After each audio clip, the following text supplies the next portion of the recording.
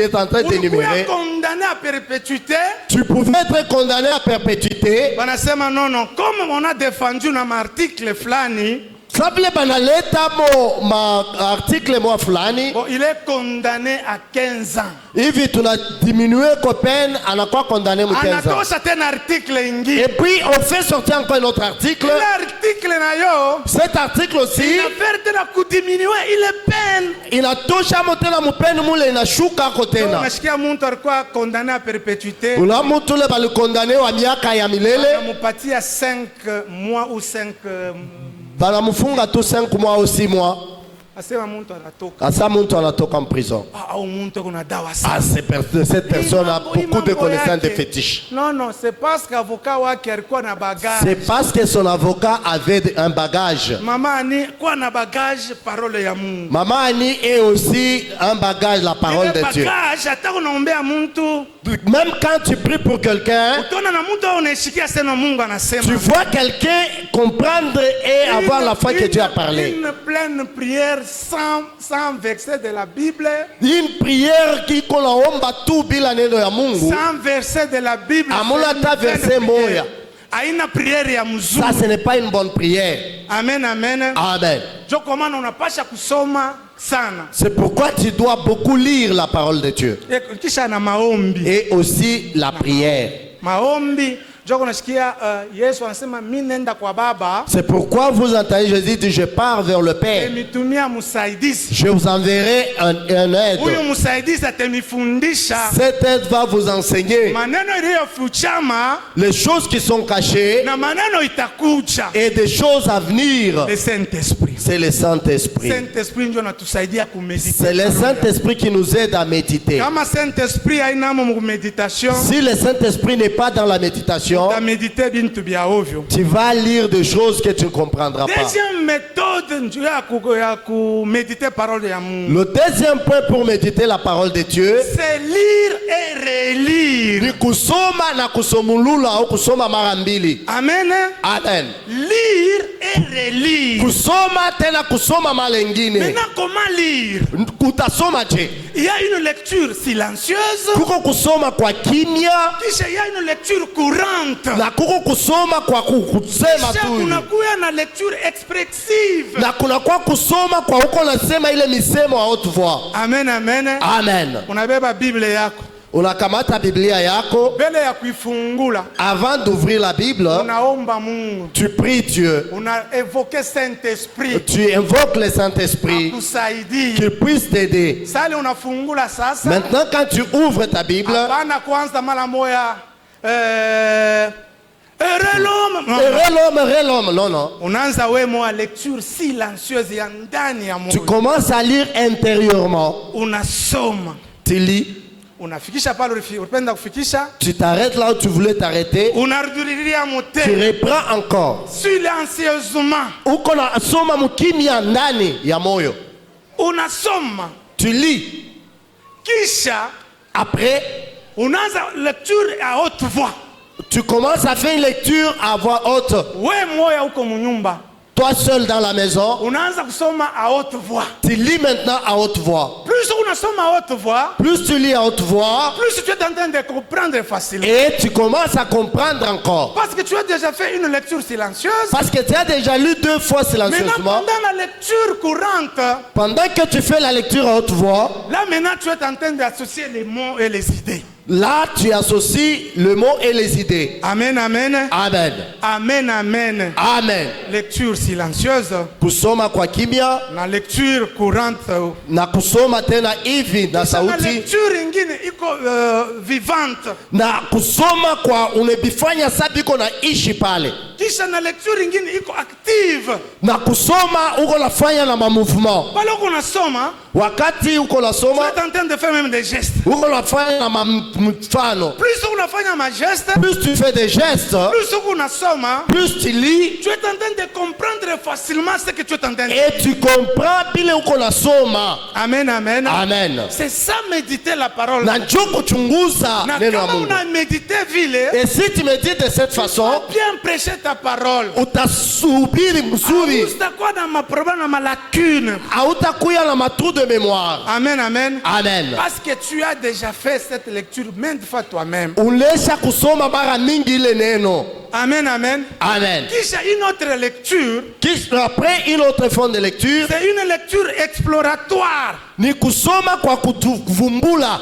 Unekala foso mambo. Et tu dis, c'est écrit dans la Bible. Donc, cette lecture, tu dois avoir une note.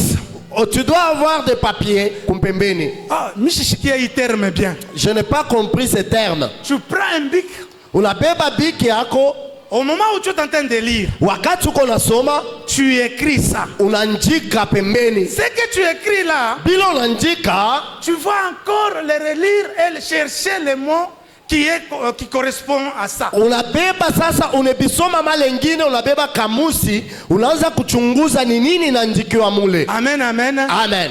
Hata unafika kufanya enseignement sana ya mzuri. Même si tu veux faire un enseignement approfondi, tafuta ma recherche. Fais des recherches. Non, ça me fait kuzungumzia mambo ya Josué. Si je dois parler sur Josué, bon, d'abord Josué mina mwandika. Je prends d'abord, j'écris Josué là-bas.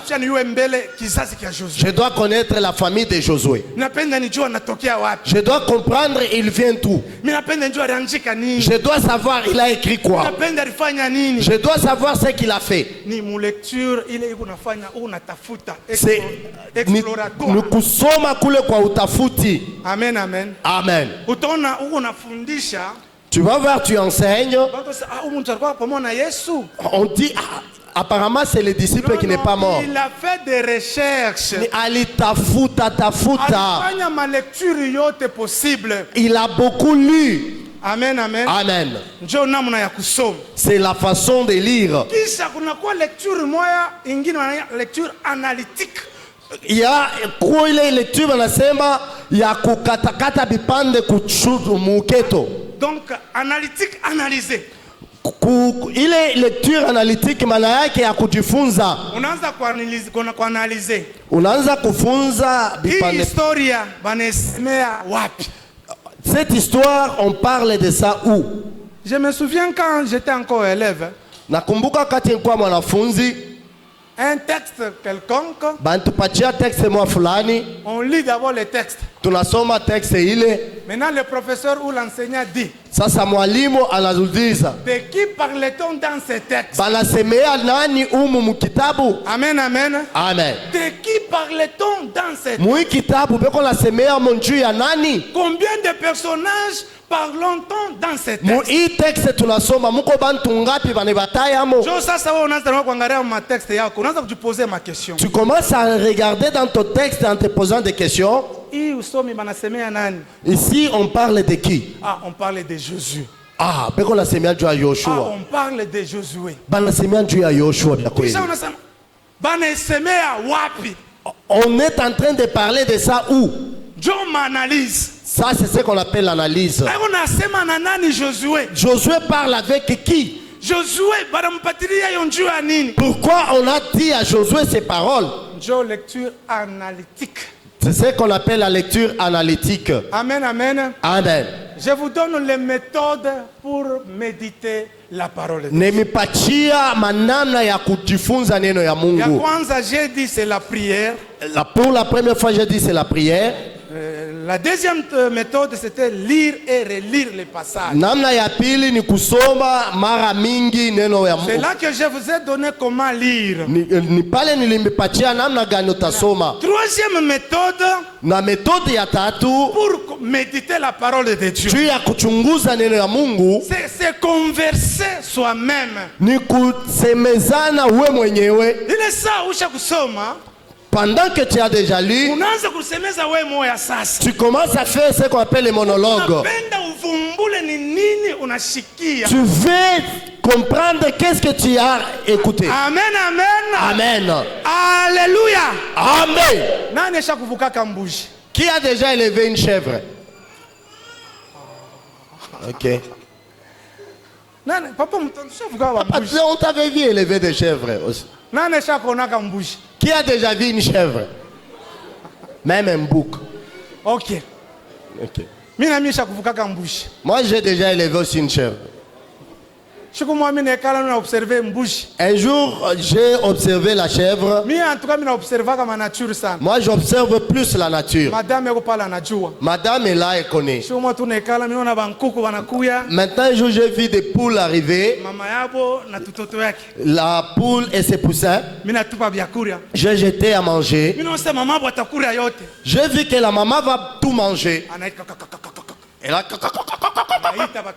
Elle a rassemblé ses poussins. Les enfants ont picoré là-bas. Et elle n'a pas mangé. J'ai vu que la poule a de l'amour. Mais nous les humains, c'était vraiment une leçon pour moi. J'ai envoyé, on m'achète un beignet. J'ai tout mangé. Mais quand j'ai vu la poule, j'ai dit non, la poule m'a passé. Elle l'a donné à ses enfants. La nature ne vous enseigne tellement. Bible inasema umbile haimifundishe. Umbile yanze kutufundisha. Pourquoi je parle de la chèvre? La chèvre peut manger, broute l'herbe. Et puis la chèvre va s'asseoir.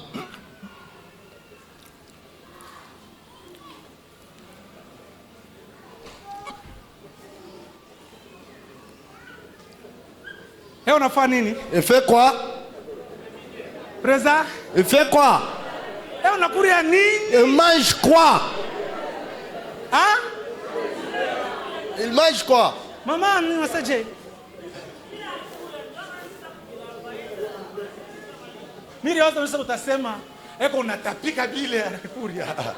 je crois qu'il vomit ce qu'il a mangé, non? Vomir, c'est cracher même par terre. Il fait sortir ce qu'il a mangé. La chèvre a des estomacs. On l'appelle un herbivore. Lui mange des herbes. Si vous voyez la chèvre manger la viande, ce sont des chèvres que nous avons en ville. Si vous voyez la chèvre manger le poisson salé, peut-être c'est le sel qui l'attire. La nourriture de la chèvre, c'est l'herbe. Mais vous dites mange aussi le manioc. Mais le manioc, ce sont des herbes, aussi. Oui. Il a des poches. Le premier estomac, s'il mange des choses, ça reste là-bas. Amen, amen. Amen. Il n'a pas broyé ça. Là, l'estomac ne travaille pas beaucoup. Il broute l'herbe et stocke là-bas. Maintenant, quand il s'assoit, pour ruminer. Non, kama mtu anaisha kura anaweka kakisui anakula dessert. Dessert. Il commence à faire le dessert. Lui n'a pas besoin de chercher encore d'autres desserts. Là, ça dans son estomac. Mais il commence à ruminer. Bougie, c'est un animal ruminant. La chèvre, c'est un animal ruminant. Il rumine. Il fait sortir ça de la poche là où c'était. Et commence à broyer encore à côté. Il ne va pas cracher ça. Il va avaler. C'est ça la méditation. Tu lis, tu mets ça quelque part. Maintenant tu commences à parler toi-même. Tu fais les monologues.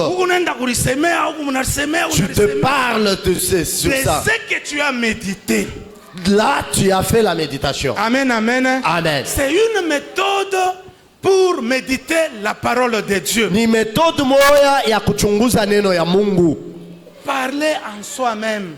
Kujisemea. Maman Perpétue, tu vas enseigner comme maman. Maman Perpétue, tu vas enseigner aux mamans. Fais ce que je te dis. Tu seras la meilleure, je vous dis. Utakuya wa yulu sana. Même si papa est là, tu commences à parler là. Tu l'enseignes même. Pour que demain tu puisses faire de grandes choses. Parce qu'ici devant et ici dans l'assemblée, il y a des gens qui connaissent plus que nous. Pendant que nous parlons, il y a des gens qui méditent. Est-ce que ce qu'il dit c'est réel? Est-ce qu'il dit vrai? Si tu nous mens, si c'est un visiteur, non, si c'est un visiteur, je ne viendrai pas. Il a dit le mensonge. Amen, amen. Amen. Comment méditer la parole de Dieu?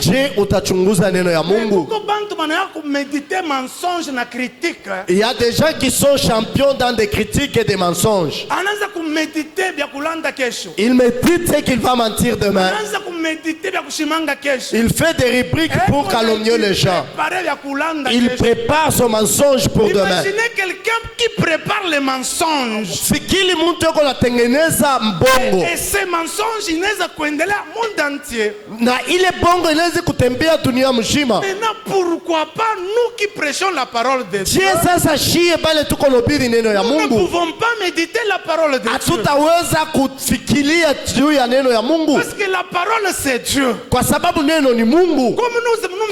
nous méditons la parole, Dieu est en train de nous révéler des choses cachées. Et comme nous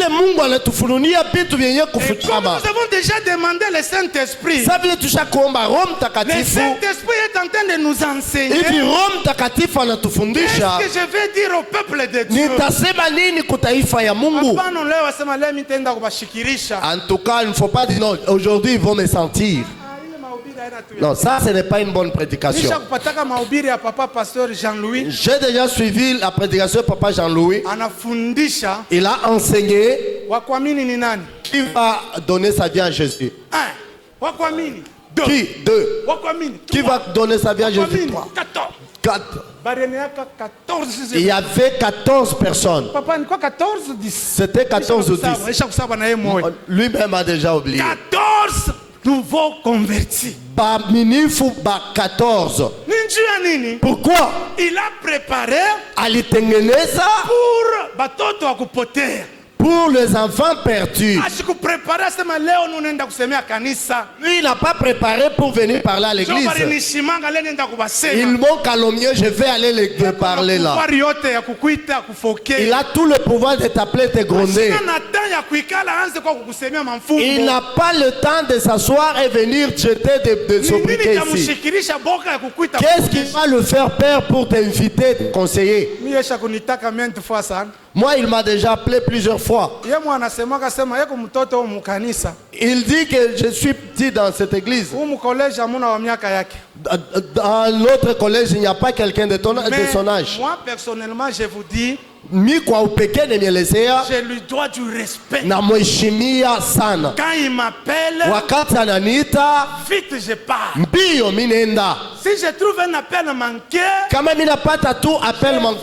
de mon mieux pour que je réappelle. Moi c'est comme ça. Pourquoi je fais cela? Je me souviens quand j'avais des responsabilités au travail. 200 personnes que j'ai dirigées. Il y avait des vieux papas et des jeunes. Il y avait des gens qui avaient beaucoup étudié plus que moi. Une fois je donne l'ordre, quand je donne l'ordre, ils viennent vite. Chef, je suis là. Celui qui t'appelle chef, il a beaucoup étudié plus que toi. Moi aussi, je le respecte pour tout le monde. Je lui donne son respect. Je lui donne ce qu'il doit faire. Maintenant, si moi je fais pour d'autres personnes comme ça, mon chef spirituel, bon, je vais résister comment? C'est lui notre Père spirituel. C'est notre Père spirituel. Amen, amen. Amen. Nous devons l'obéir. Ça, je parle, c'est entre parenthèses. Amen, amen. Amen. Comment méditer la parole de Dieu?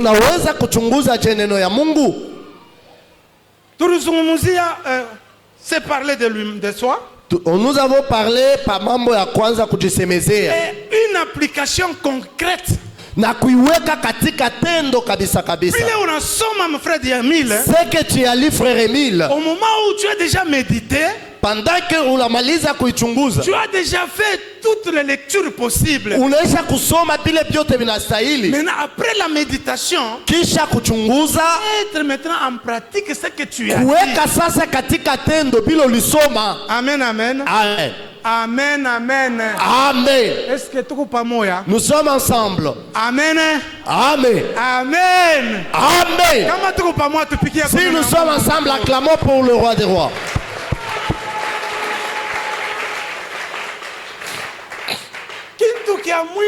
La dernière des choses, ou la dernière méthode dans la méditation, c'est maîtriser les versets. Kushika mashairi. Maîtriser, s'il vous plaît, jeunes gens.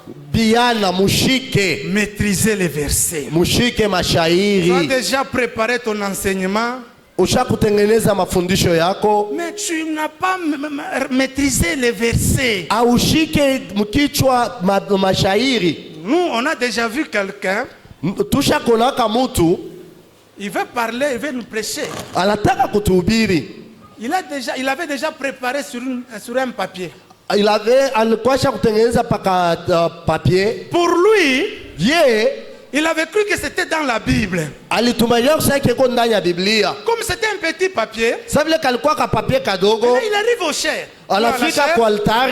Il ouvre la Bible. Il feuillette.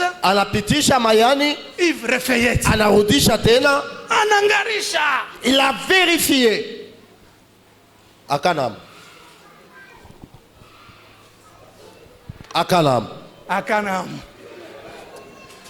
Papa. Mina shindwa. Franchement, Michelande, cher. Je n'ai pas menti, c'est ici. C'est déjà arrivé pour quelqu'un comme ça. Pourquoi? Parce que la préparation n'a pas été bien faite. Kwa sababu ashikutengeneze mzuri. Imaginez tu veux prêcher Dieu. Utahubiri Mungu. Imaginez tu veux prêcher Dieu. Fikiri utahubiri juu ya Mungu. Mais tu prépares un enseignement sur un papier pareil. Unafanya ka papier ka kipande hivi. Et quel Dieu? Ni Mungu kani? Ça c'est quel Dieu que tu veux nous parler? Huyu ni Mungu waje ule toto ufundisha. Bengine wanasema que la prédication ne se prépare pas. Kuko bale wasa mahubiri baitengenezake. Oui, ile nayo ni manema. Bon, on comprend des grâces. Ni manema iko ako, mais il y a des grâces. Prédication il faut y préparer. La prédication se prépare toujours. Préparer mon papier moi. Tu dois prendre un papier. Tout à l'heure j'ai demandé la prédication de l'ancien Emmanuel là. J'ai demandé mahubiri à papa Emmanuel. Il me l'a présenté comme tel. Alinipatia hiyo hivi. Ce papier ne peut pas se perdre. Hii papier haiwezi kupotea. C'est un papier en entier. Ni papier mzima. Tu vas bien garder ça. Utaichunga mzuri. Un tel papier. Mais kakipande ka papier hivi. Il y a beaucoup de risques.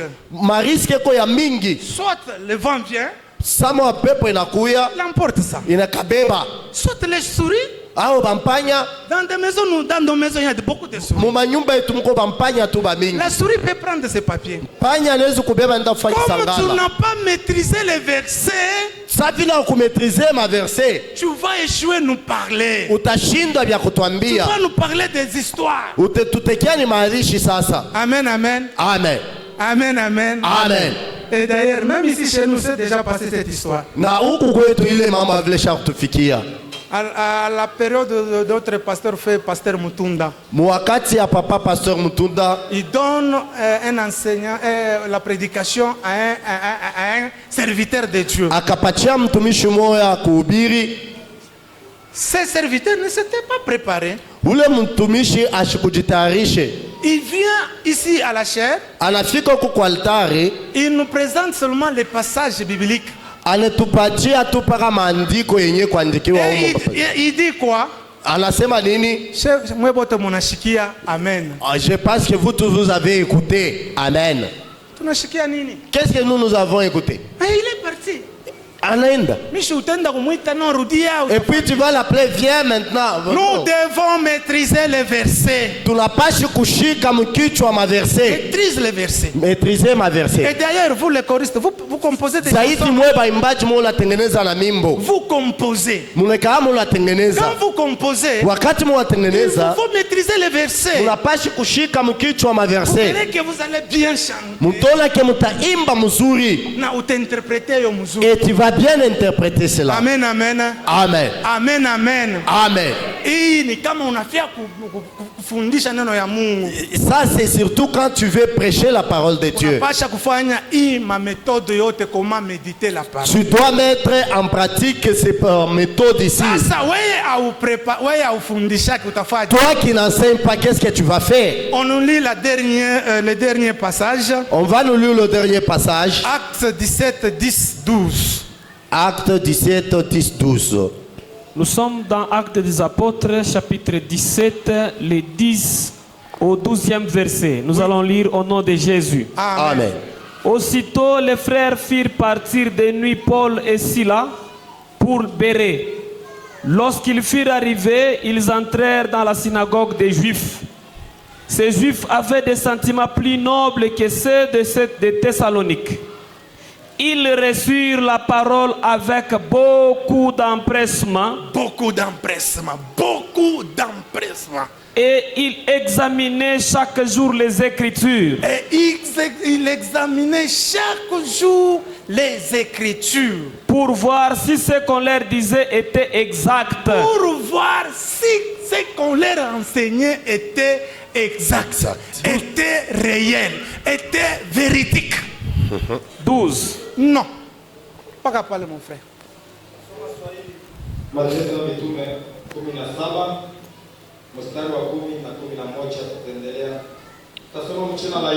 Amen. Amen.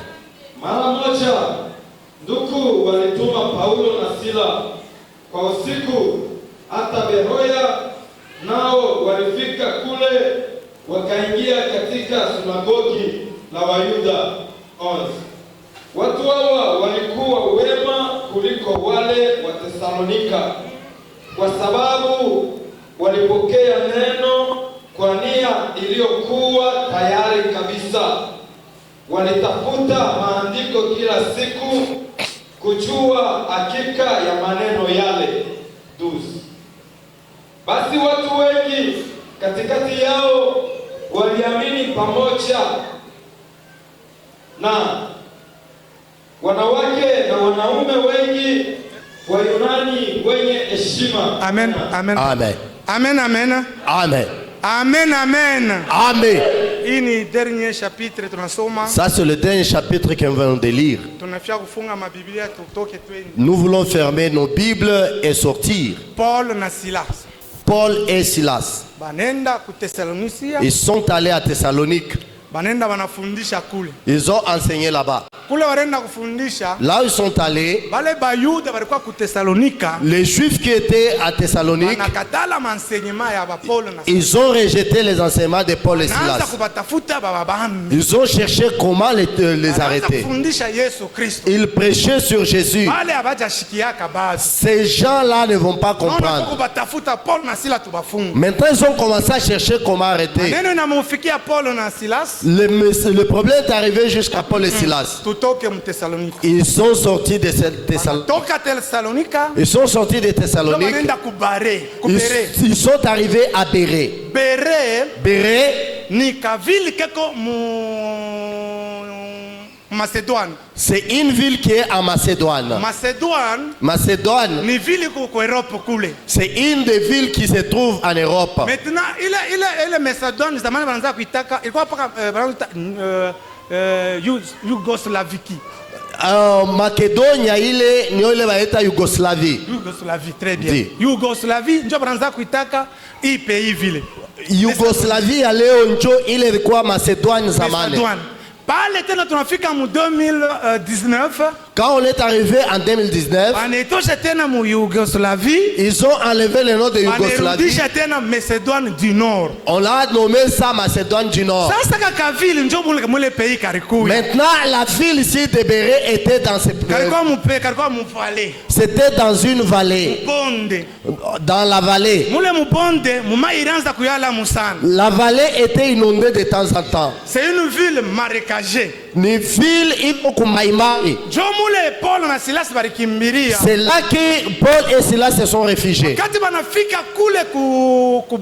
Quand ils sont arrivés à Béré, le juif qui était à Béré, ils ont bien accueilli Paul et Silas.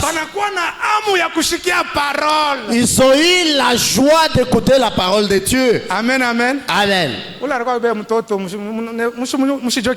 Ne considérez pas la sœur qui est venue prendre l'enfant. Amen, amen. Amen. Ça aussi c'est une distraction. C'est parmi les distractions aussi dans l'église. Amen. Amen.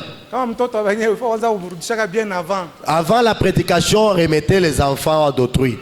Alors, maintenant, ils sont arrivés à Béré. Les gens qui étaient à Béré, ils ont bien accueilli Paul et Silas. Paul et Silas sont entrés dans la synagogue. Comme Paul avait l'habitude de prêcher la parole de Dieu,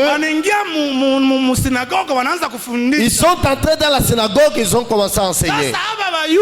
Maintenant, ces juifs,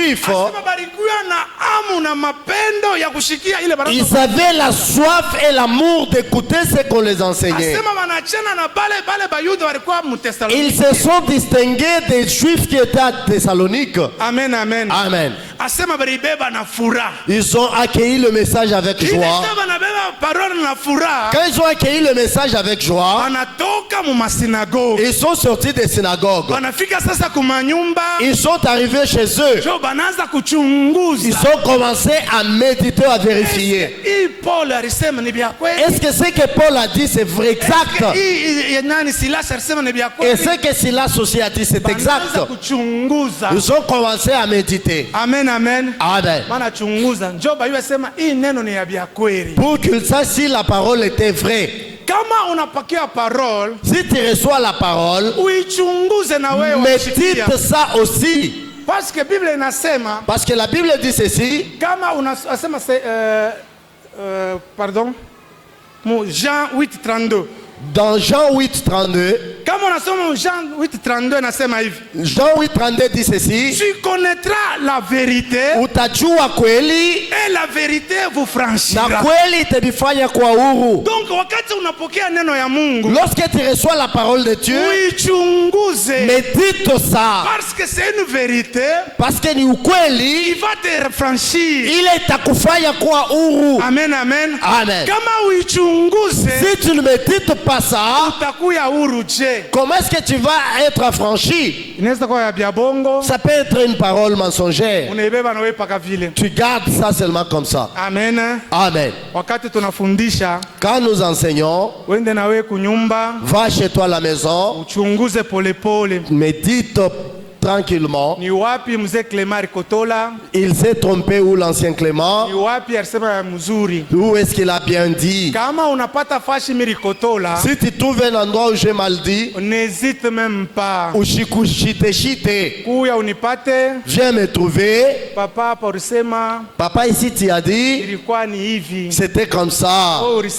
Vous avez dit ceci. Moi je vais t'aimer. D'ailleurs moi j'aime les critiques pour pitié à ma appréciation. Moi j'aime plus être critiqué que d'être trop apprécié. Ah, tu as bien prêché. Donne-moi les remarques. Prochainement nifundishe tena mzuri.